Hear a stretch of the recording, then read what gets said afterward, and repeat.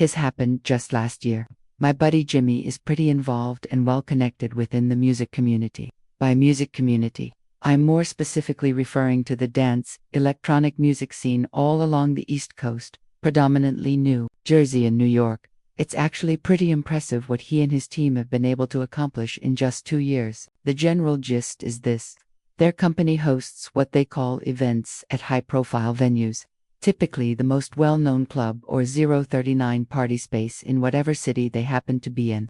Then they outsource the talent, which mind you is typically a very well-known and sometimes borderline famous DJ.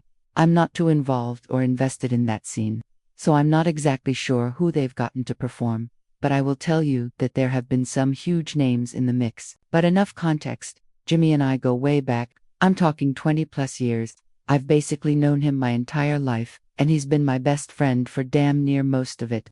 Because of that, he lets me 111, along with a bunch of our other hometown friends, come to his shows for free and hang out with the talent in the VIP section. It's actually really cool and something I wish I expressed my gratitude for more often. Jimmy was scheduled to host a huge event the weekend of July 4th on the Jersey Shore. It was going to be their biggest one yet, and all our mutual friends were going. Jimmy invited me to come down early with him, and I obviously obliged. The two of us made the hour-and-a-half drive with our other friend Ryan, and we found 140 ourselves at the venue a good 4 hours before the doors opened. Ryan and I didn't have much to do while Jimmy and his team set up, so we decided to get a bit of a head start on the alcohol consumption.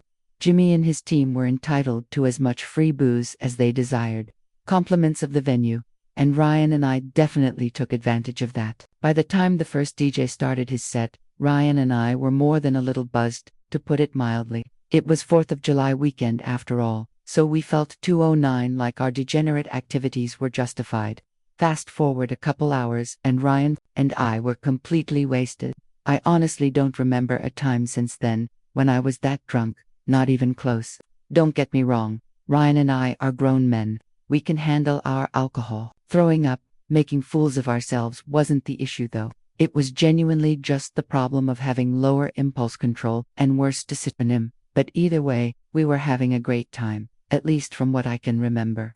The event was 2:40 winding down, and it was getting to that point in the night where you either figured out how you were getting home or who you were going home with, or both. Jimmy had rented an Airbnb really close by and promised both Ryan and I a bed, so the first issue wasn't a concern. The second problem, though, that was what was on my mind. The two of us danced over to the bar and started talking to some girls we found attractive, and before long, we had figured out who we were going to spend the rest of the night with. 3'10", neither of us are Calvin Klein models, but we're both above 6 feet tall. For whatever reason, the vast majority of guys who hang around the Jersey Shore are usually shorter than average, so being tall is an even bigger boost than it usually is. And for whatever reason, that seems to be the main attribute most girls on the Jersey Shore seek out. Not looks, not build, not intelligence, but height. Don't ask me why. The Jersey and female mind is still something I have yet to comprehend. I'm probably botching their names, but 341 I'm fairly sure the two girls introduced themselves as Gianna and Marcella. Us meeting them coincides with where my ability to recall events precisely becomes a bit hazy. So, there may be gaps in the story from here on out. From what I can remember, it was actually Marcella who suggested we all leave together and continue to party elsewhere, which Ryan and I weren't going to argue with. Gianna handed the two of us a drink and insisted that we get on their level before heading out, even though we had both probably 408 consumed the fluid equivalent of her body weight and alcohol already. I know that whole dynamic, girls getting guys drinks, sounds a little unorthodox, and it is, but these girls were clearly wealthy given how they were dressed. After downing the drinks, the four of us started moving towards the venue's exit. The moment we stepped outside, Marcella suggested we go back to her place, which was pretty close by and also right on the beach. Her saying that actually surprised me a little. I was fully anticipating going back to our Airbnb, 438, considering the guys were usually the ones to host in situations like this. But both girls insisted that Marcella's beach house was definitely nicer than whatever inland Airbnb we found for the night. She had a point, so I didn't argue, and neither did Ryan. We walked along the beach, talking the whole time. The girls seemed really intelligent and knowledgeable based on the conversations we had, and I remember finding it so refreshing to talk about something other than nightlife and whatever other 505 garbage I'm used to talking to girls about for once. Not just girls, drunk people in general. At one point, I actually felt kind of embarrassed for being so drunk because I felt like I couldn't articulate myself well enough and looked like an idiot. That's when I realized I actually was feeling drunker than I had been 15 minutes earlier.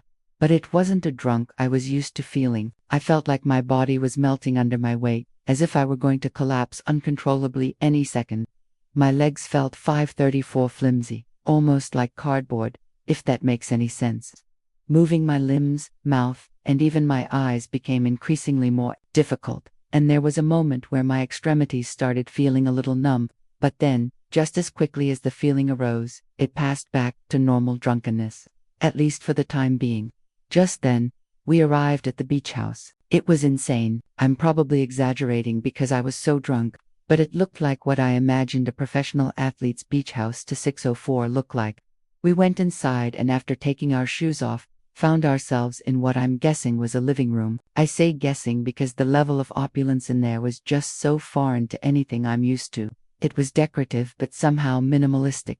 Even those descriptions are opposite. There were honest-to-God sculptures on pedestals in there, but it didn't feel cluttered or overly showy, and everything on display seemed to blend right into the walls like they were just extensions of the 631 room. I wish I had the wherewithal to take a picture, but again, my mind was elsewhere. Evidently, so was Ryan's because not 15 minutes after stepping foot in the house, he and Marcella had disappeared somewhere in that maze of the house, which left me alone with Gianna. She leaned in to kiss me, and that's the last thing I remember before blacking out.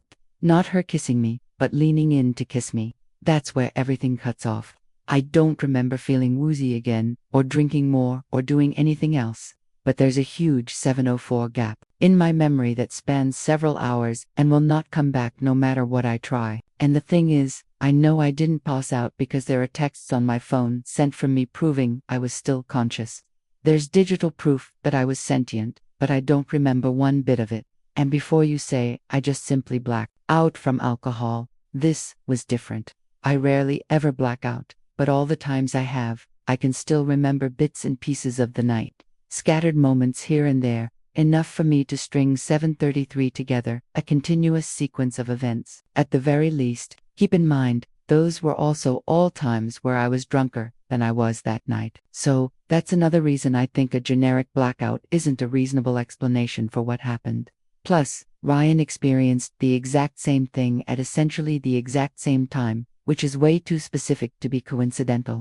Here's the next thing I remember. Waking up with the sun directly overhead in a random set of bushes over an hour away from where the event was. Something I 801 didn't know yet because my phone wasn't in my pocket. In fact, nothing was in my pocket at all. Both my wallet and keys were gone. But it gets worse.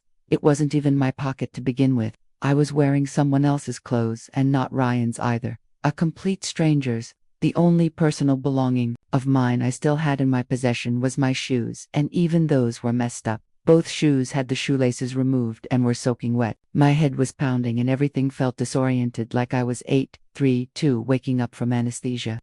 I didn't even sit up right away. I just stared at the sky for a minute trying to make sense of where I was.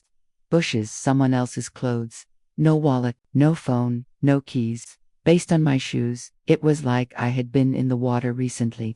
But I didn't smell like salt water or chlorine.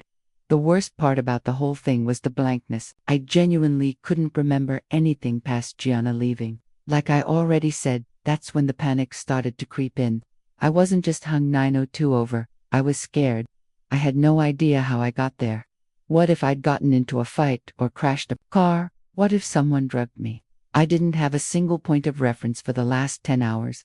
I stood up and realized there wasn't a single landmark around me. It didn't look like a beach town, which also scared me. The road ahead just curved into more trees, but just across the street, maybe a few hundred ft away, was a 7-Eleven. It was genuinely the only thing in sight, so I headed straight for 933.